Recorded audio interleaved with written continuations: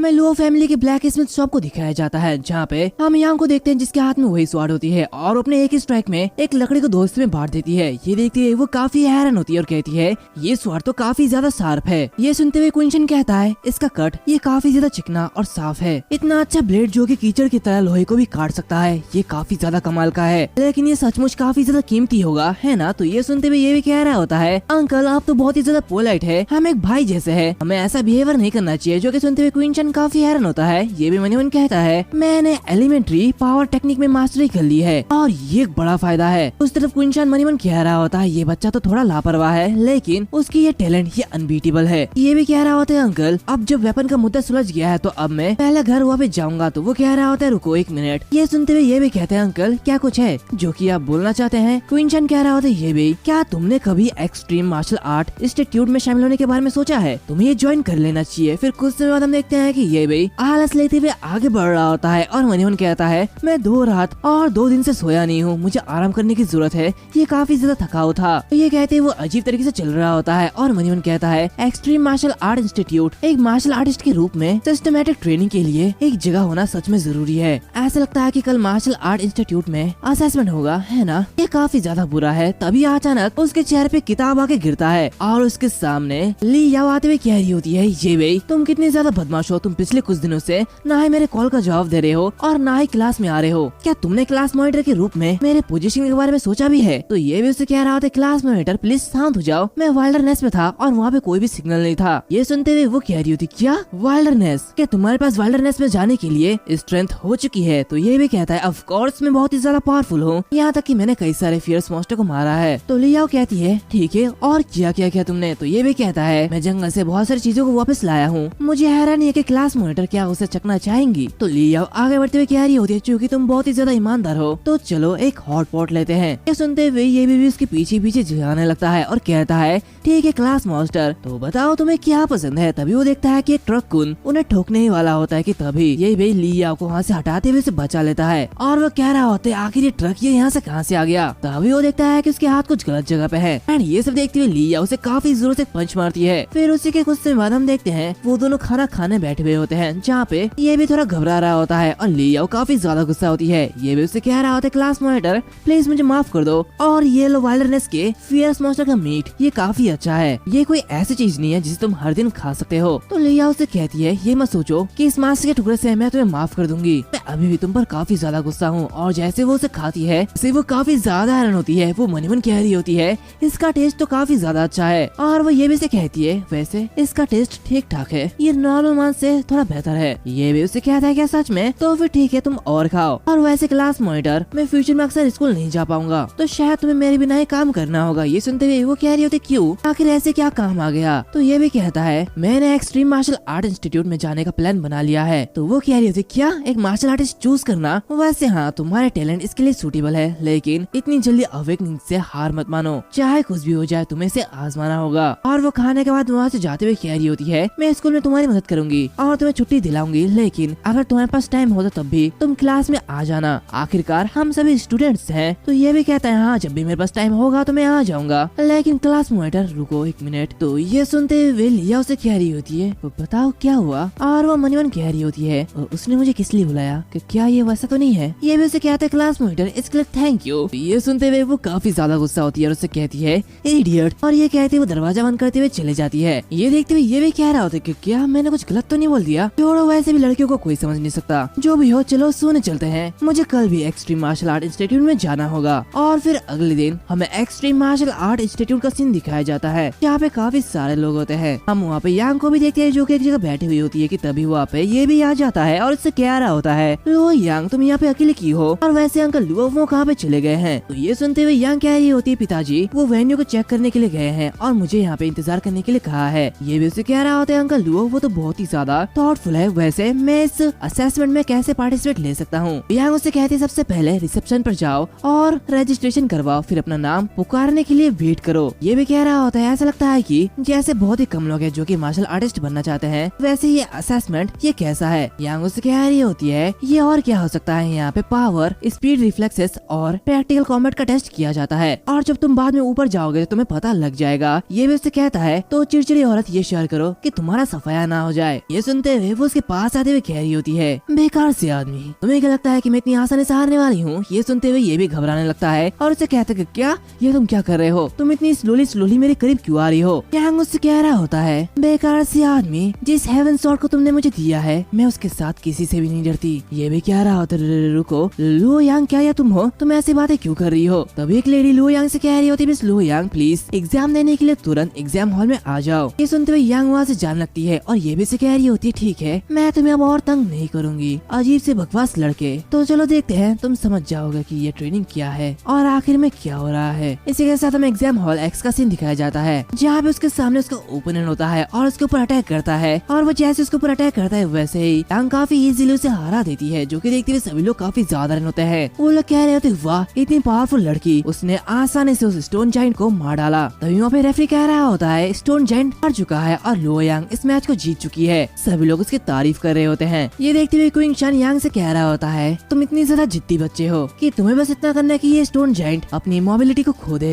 तभी ये भी आते हुए कह रहा होता है, चिड़चिड़ी औरत तुमने काफी अच्छा लड़ा। ये सुनते हुए यांग उससे कहती है, इसे छोड़ो, क्या मुझे बताने की जरूरत है कि तुमने उस दिन कैसा परफॉर्म किया था? तो ये उससे कह रहा होता है, हाँ लेकिन मैं तुम्हें क्यों बताऊं? सुनते हुए यांग उसके पीछे पड़ जाती है और उससे कहती है, अगर तुमने मुझे नहीं बताया तो मैं तुम्हें काट दूंगा। और फिर कुछ समय बाद ये भी का भी मैच शुरू हो जाता है, जहाँ पे उसके सामने उसका ओपोनेंट खड़ा होता है। ये भी कह रहा होता है, चलो शुरू करते हैं, मैंने पहले कभी किसी अवेकनर से लड़ाई नहीं की है। और वो काफी ज्यादा कॉन्फिडेंस होता है, जो कि देखते हुए यांग कुंगशान से कह रही होती, डैड क्या ये जीत पाएगा? तो उसके डैड कह रहे होते हैं, उस बच्चे की चिंता मत करो, वो बहुत ही गहराई में छिपा हुआ है, उसने अपने अंदर बहुत कुछ सीक्रेट छिपाया हुआ है। इसी के साथ ये जो मैच होती है ये स्टार्ट होती है। दूसरी तरफ उसका ओपोनेंट कह रहा होता है, ध्यान से, आज तुम मरने वाले हो। और इसी के साथ वो अपनी टेक्निक को एक्टिवेट करता है और अपनी पावर का यूज करते हुए वहाँ के सारे मिट्टी को एक बड़ा सा जाइंट मॉन्स्टर बना लेता है। ये देखते हुए सभी लोग घबराने लगते हैं। वो लोग कह रहे होते हैं, क्या ये क्या मजाक है? क्या एक्सट्रीम मार्शल आर्ट इंस्टीट्यूट को इस बच्चे से कोई शिकायत है? ये क्या करना चाहता है? ये स्टोन जाइंट तो 5 स्टोरी बिल्डिंग जैसी बड़ी है। तभी वो ओपोनेंट कह रहा होता है, इस गाया की पावर की लिमिट मेरे कंट्रोल में है और मैं आशा करता हूँ कि तुम मुझे डिसअपॉइंट नहीं करोगे। ये सब देखते हुए वो रेफरी कह रहा होता है, भैया की स्ट्रेंथ लगभग 3500 किलोग्राम और इसकी स्पीड 52 माइल्स पर सेकेंड है और इसके पास्ट एक्सपीरियंस के अकॉर्डिंग उसने एक बार अपने नंगे हाथों से एक फेसलेस मैन को खत्म कर दिया था। ये कहते ही वो ये भी को देख रहा होता है और मन कहता है, ये भाई क्या ये सिर्फ अपनी फिजिकल एबिलिटी के साथ क्या वो ये कर पाएगा? वो नेचुरली गिफ्टेड है या फिर हो सकता है कि वो लाखों में से एक जीनियस है। दूसरी तरफ वो जो जायंट होता है वो उस पर अटैक करता है, क्योंकि देखते हुए ये भी उसे काफी तेजी से डॉच करता है और मन कहता है, तो ये है गाया की पावर, गॉड्स के जरिए दी गई पावर, ये अवेकनेस की पावर है। तभी वो गाया उसे पकड़ लेती है। ये देखते हुए ये भी कहता है, ये तो बहुत ही ज्यादा बुरा है। सभी लोग ये सब देखते हुए काफी ज्यादा हैरान होते हैं और कहते हैं, क्या ये सच है? क्या ये बड़ी सी बॉडी इतनी ज्यादा तेज हो सकती है? उसी तरफ वो बंदा कह रहा होता है, लाखों में एक जीनियस, क्या तुम बस इतना ही कर सकते हो? तुम तो बस एक चूहे हो जो कि अभी मरने वाला है। तभी वो देखता है कि ये भी अपनी पावर को अनलिश करता है और वो अपनी पावर से उस गिया के हाथ को तोड़ देता है। ये सब देखते हुए रेफरी मन कहता है, तो इसकी पावर अचानक बढ़ चुकी है। इस बच्चे के पास अभी भी बहुत सारी छिपी हुई तरकीबें हैं, शायद वो अभी भी बहुत कुछ छिपा रहा है। दूसरी तरफ हम देखते हैं कि वो गिया वो थोड़ा कमजोर हो जाता है। ये देखते हुए वो बंदा कहता है, ये बुरा नहीं है लेकिन अब तुम्हारे साथ बहुत बुरा होगा, क्योंकि मेरा ये जायंट ठीक हो जाएगा और तुम्हारी ये टैक्टिस सब बेकार है।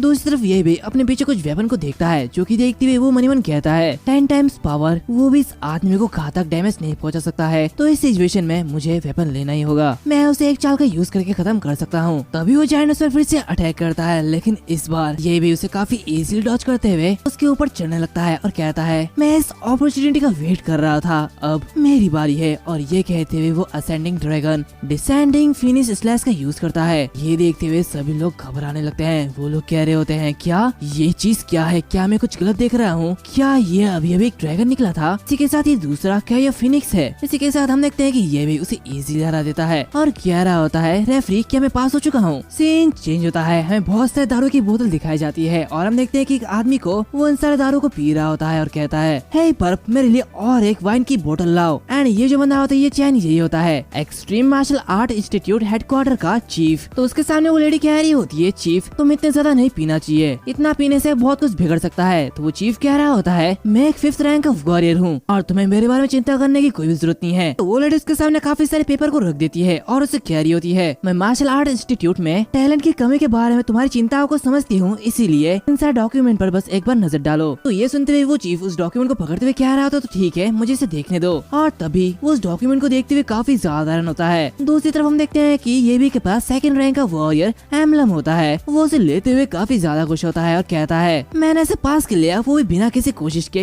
ये तो काफी अच्छा है। ये सुनते हुए यांग काफी ज्यादा गुस्सा हो रही होती है और उसे कहती है ये बेकार से आदमी, लगता है ये मेरे हाथों से पंच खाने वाला है। तभी कुंगशन कह रहा होता है 2nd रैंक वॉरियर यही भाई, तुम्हारे स्ट्रेंथ प्रोबेबली मुझसे कमजोर नहीं है। और ये कहते हुए उसकी तारीफ कर रहा होता है। तभी ये भी एक कॉल आता है और ये कॉल ली याओ का होता है। वो चिल्लाते हुए कह रही होती है तुम अभी ये क्या कर रहे हो, आखिर तुम आज क्लास में क्यों नहीं आए। ये सुनते हुए ये भी घबराते हुए कह रहा होता है कि क्लास मॉनिटर मैं तुम्हें सीक्रेटली एक सीक्रेट बताता हूँ, तुम इसे किसी से मत बताना। दूसरी तरफ यांग कह रही होती पिताजी क्या ये अजीब लड़का सच में इतना ज्यादा पावरफुल है। तो कुंगशन उसे देखते हुए मन ही मन कहता है दुनिया में हमेशा से ही टैलेंटेड लोग होते हैं, आखिर मुझे उसे कैसे कंफर्ट करना चाहिए। तभी यांग अपनी स्वॉर्ड को आगे निकालते हुए कह रही होती है मैं उसे फिर से सरपास कर दूंगी। ये सुनते हुए वो काफी ज्यादा रन होते हैं। फिर हम अगले दिन periphery of fierce tiger mountain का सीन देखते हैं जहाँ पे ये भी के चारा के पास काफी सारे टाइगर्स आते हैं और ये वही गोल्डन विंग टाइगर होते हैं जिन्हें देखते हुए ये भी तुरंत उन पर हमला कर देता है और उन्हें मार डालता है। उन्हें मारने के बाद वो कह रहा होता है स्ट्रेंथ मैटर नहीं करता, लेकिन इससे इफेक्ट बहुत ही ज्यादा इनहेंस हो जाता है। टेक्निक बस वही है जिसमें वॉरियर को मास्टर होना चाहिए, ये काफी ज्यादा बढ़िया है। इसी के साथ उसकी लेवल 13 हो जाती है। वो कह रहा होता है लेवलिंग ऑफ फीलिंग, ये काफी ज्यादा बढ़िया होती है। तभी उसके ऊपर अचानक से बहुत सारे गोल्डन विंग टाइगर अटैक कर देते हैं जिन्हें वो देखते हुए उन पर अटैक करते हुए कहता है धत्तेरी की इनमें से फिर से ये बहुत सारे हैं, आखिर अचानक यहाँ पे क्यों आ गए हैं, ऐसा लग रहा है कि कुछ ठीक नहीं है। वैसे भी ये टाइगर्स ये डम नहीं है, पिछली बार मैंने उनमें से कुछ को मार डाला था लेकिन इस बार ये पीछे हटे बिना मौत का सामना कर रहे हैं। ये कहते ही वो उनसे लड़ रहा होता है और मन कहता है अब मुझे पता चल गया कि ये टाइम खरीद रहे हैं। इसी के साथ हम उन गोल्डन विंग टाइगर किंग को देखते हैं जो कि ये भी की तरफ ही देख रहा होता है। ये देखते हुए ये भी मन कहता है नहीं, मैंने पिछली बार बहुत सारे गोल्डन विंग टाइगर को मारा था और ये उस गोल्डन विंग टाइगर किंग को पता चल गया था, तो क्या इसने जानबूझकर मेरे लिए ये जाल बिछाया था, ये तो बहुत ही ज्यादा चालाक है। तभी वो गोल्डन विंग टाइगर उसके ऊपर अटैक करता है। ये देखते हुए वो मन कहता है नहीं, भले ही मैंने अभी भी लेवल अप किया हो लेकिन फिर भी मैं इस गोल्डन विंग टाइगर किंग का मुकाबला नहीं कर पाऊंगा, ये मुझसे काफी ज्यादा पावरफुल है, मुझे तुरंत यहाँ से भागना होगा। ये कहते ही वो अपनी सोलिटरी बॉडी टेक्निक को इस्तेमाल करता है और वहाँ से भागने लगता है, लेकिन वो टाइगर किंग अभी भी उसके पीछे होता है। ये देखते हुए वो मन कहता है नहीं, ये गोल्डन विंग टाइगर किंग काफी ज्यादा तेज है, देर से देर वो मुझे पकड़ ही लेगा, अभी मुझे क्या करना चाहिए। तभी वो टाइगर किंग उस पर अटैक कर देता है जिससे कि वो काफी मुश्किल से डॉज करता है और वो अटैक बहुत ही ज्यादा बड़ा होता है। उसकी वजह से एक बड़ा सा माउंटेन आधा खत्म हो चुका होता है। ये देखते हुए वो मन कहता है ये एयर कैनन की पावर अनएक्सपेक्टेडली काफी ज्यादा स्ट्रॉन्ग है, लास्ट टाइम इसने उतना ज्यादा पावर का यूज नहीं किया था और इसके साथ उसका हाथ भी घायल हो जाता है। वो मन कहता है इसकी वजह से मेरा लेफ्ट आर्म काफी ज्यादा डैमेज हो चुका है, मैं सीधा इसका सामना नहीं कर सकता। ये कहते ही वो इधर उधर देखने लगता है। तभी वो नीचे एक दलदल को देखता है जो कि देखते हुए वो कह रहा होता है शायद मेरे पास एक आइडिया है। ये कहते ही वो उसी टाइगर किंग को बुला रहा होता है और कहता है हे टाइगर किंग चलो मेरे पास आओ। तो ये सुनते हुए वो टाइगर किंग काफी ज्यादा गुस्सा होता है और उसकी तरफ अटैक कर देता है। ये देखते हुए वो मन कहता है अब ये मेरे चारे में फंसने वाला है और ये कहते ही वो उसी दलदल में घुस जाता है, जो कि देखते हुए वो टाइगर किंग वहाँ पर रुक जाता है और उस दलदल को देखने लगता है। अभी उस दलदल से एक बड़ा सा मॉन्स्टर बाहर निकलता है और ये मॉन्स्टर वही Trent of the muddy Marsh double headed crimson dragon होता है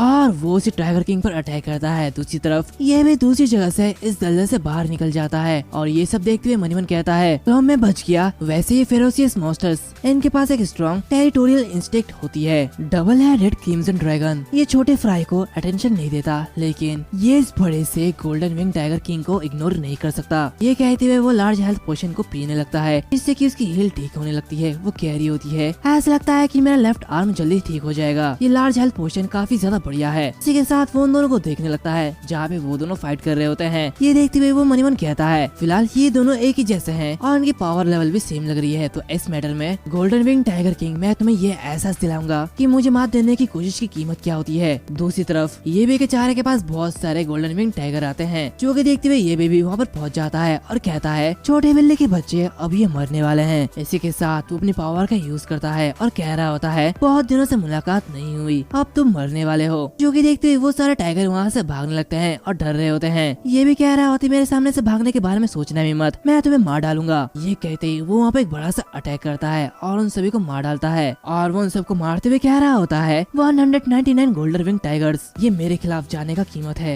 ये बहुत ही ज्यादा बुरा हुआ। उन्हें मारने की वजह से उसे काफी सारे पॉइंट मिलते हैं। तभी उसे पीछे से एक आवाज आती है और वो देखता है कि उसके पीछे एक बड़ा सा गोल्डन विंग टाइगर पहुंच जाता है जो कि लेवल 20 का होता है। ये देखते हुए वो कहता है टाइगर जनरल, तुम्हारा क्लैन तो मेरे जरिए लगभग खत्म ही हो चुका है, आखिर तुमने कैसे जिम्मेदारी को पूरी की है, तुम तो एक बेकार से जनरल हो। तभी वो टाइगर उस पर अटैक करता है लेकिन वो उसके ऊपर से फ्लाइंग करते हुए उस पर अटैक करता है और उसके गले को 2 हिस्सों में काट देता है। इसी के साथ वो 200 टाइगर को मार डालता है। ये देखते हुए वो कह रहा होता है ये 200 हुआ था, फाइनली उस टाइगर किंग का बदला लेने के लिए ये काफी है जिसके लिए मैं ये महसूस कर रहा था। तभी उसे एक सिस्टम नोटिफिकेशन आता है जहाँ पे उसे कांग्रेचुलेट किया जाता है कि उसने हिडन क्वेस्ट को कंप्लीट कर लिया है जो कि nemesis of the tiger clan है। ये देखते हुए वो कह रहा होता है क्या ये सच में कोई हिडन क्वेस्ट है, nemesis of the tiger clan, तो ये टाइटल मुझे मिला है। इसके साथ गोल्डन विंग टाइगर किंग, मेरे बदला लेने का दिन दूर नहीं है, अब तुम भी मेरे हाथों मारे जाओगे। वैसे इनकी लाश ये बेचने के लिए काफी ज्यादा अच्छे हैं, अब मैं ज्यादा दिन तक गरीब नहीं रहूंगा। ये कहते वो काफी ज्यादा खुश हो रहा होता है। सीन चेंज होता है, हम उस टाइगर किंग को देखते हैं जो कि उस डबल हेडेड क्रिम्सन ड्रैगन को मार चुका होता है और वो काफी ज्यादा गुस्सा होता है। ये देखते हुए वहाँ के बाकी सारे एडवेंचरर काफी ज्यादा हैरान होते हैं। वो घबराते हुए कह रहे होते नहीं, आखिर इस गोल्डन विंग ड्रैगन किंग को किसने नाराज कर दिया है, ये तो हमारी ओर ही आ रहा है। और वो ड्रैगन किंग उन पर अटैक कर देता है और उन सबको मार डालता है। सीन चेंज होता है, हम देखते हैं ये को जो कि कह रहा होता है मैं पैसे कमा रहा हूँ लेकिन मुझे समझ नहीं आ रहा कि मैं इसे कैसे खर्च करूँ। मैं अपने बाएं हाथ से एक नोकिया और अपने दाहिने हाथ से एक मोटोरोला खरीदूंगा, लेकिन मैं सोच रहा हूँ कि शायद मैं आईफोन खरीद लूँ। भी वो स्लॉटर हाउस को देखता है जो कि अभी भी खुला हुआ होता है, जो कि देखते हुए वो कह रहा होता है अरे मिस्टर कुयन अभी भी काम क्यों कर रहे हैं। ये कहते ही वो स्लॉटर हाउस में चले जाता है और कहता है हे मिस्टर कुयन, मेरे पास तुम्हारे लिए काफी अच्छे सामान है। तो अभी उसके ऊपर कोई चाकू फेंक मारता है जो कि देखते हुए वो काफी ज्यादा घबरा जाता है और वो काफी मुश्किल से उसे डॉज करता है। तभी उसके सामने एक छोटी बच्ची आती हुई कह रही होती है हे तुम कौन हो और तुम यहाँ पे क्या चाहते हो। तो उसे देखते हुए ये भी उसे कह रही होती है ये पूछने से पहले कि मैं कौन हूँ, बच्चे तुम्हें अपने बिहेव पर ध्यान देना होगा। ये सुनते हुए वो लड़की कह रही होती क्यों, मैं ऐसा क्यों करूँ। तो ये भी कहता है एक शरारती बच्चे को डिसिप्लिन में होना चाहिए, है ना। तभी उसे कुछ एहसास होता है, वो मन मन कहता है ये क्या चल रहा है और ये कैसा हो रहा है, आखिर यहाँ पे इतने सारे एक्सपर्ट कैसे आ सकते हैं और सभी मेरे लिए काफी ज्यादा गुस्सा लग रहे हैं, ये सब क्या हो रहा है, क्या कहीं कुछ हो रहा है। तभी कुयान उसे देखते हुए कह रहा होता है ब्रदर क्या ये तुम हो, आखिर तुम यहाँ पे क्या कर रहे हो। ये भी मन मन कह रहा होता है ये क्या हुआ, अचानक वो स्टीयर गायब हो गया है, अब ये क्या चल रहा है, मुझे कुछ समझ नहीं आ रहा, आखिर वो फीलिंग कैसी थी। तभी कुयान उसे कहता है वैसे मैं तुम्हें इसके बारे में बता दूं, ये मेरी बेटी है, वैसे क्या ये प्यारी नहीं है, वो काफी ज्यादा शरारती है और मैं उसे कंट्रोल नहीं कर सकता। सुनते हुए ये भी कहते कि क्या ये तुम्हारी बेटी है। तो ये सुनते हुए वो बच्ची कह रही होती है तुम बूढ़े आदमी जो कि तुम उसे जानते हो तो मैं अंदर वापस जा रही हूँ। ये देखते हुए कुयान उसे कहता है मैंने उसे बहुत ही ज्यादा बिगाड़ दिया है और इसके लिए मैं तुमसे माफी चाहता हूँ। बाय द वे इतनी देर से मुझे ढूंढने का क्या वजह है। तो ये भी उसे कह रहा होता है अंकल कुयान बस मेरे पास एक बड़ी डील है, 36 गोल्डन विंग टाइगर्स की लाशें हैं मेरे पास। ये सुनते हुए वो कह रहा होता है क्या 36, बच्चे तुम तो अमेजिंग हो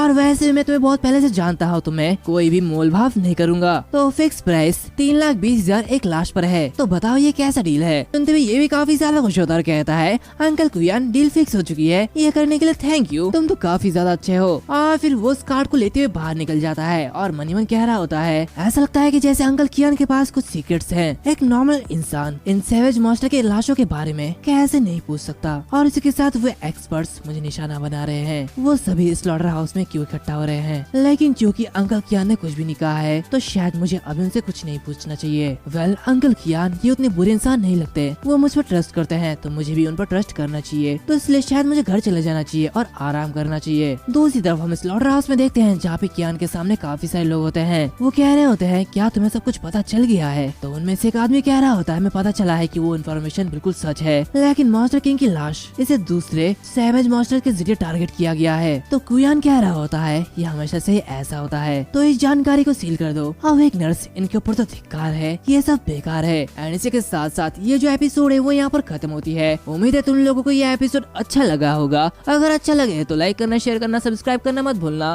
साथ ही साथ हमारे सेकंड चैनल को भी सब्सक्राइब कर देना, लिंक डिस्क्रिप्शन में मिल जाएगी। और हाँ इसके बस कुछ ही चैप्टर बचे हैं तो वो अगली वीडियो में आ जाएगी, वो भी आज आ जाएगी, तो चिंता मत करो जल्दी वीडियो आ जाएगी। मिलते हैं अगले वीडियो में, तब तक के लिए बाय बाय।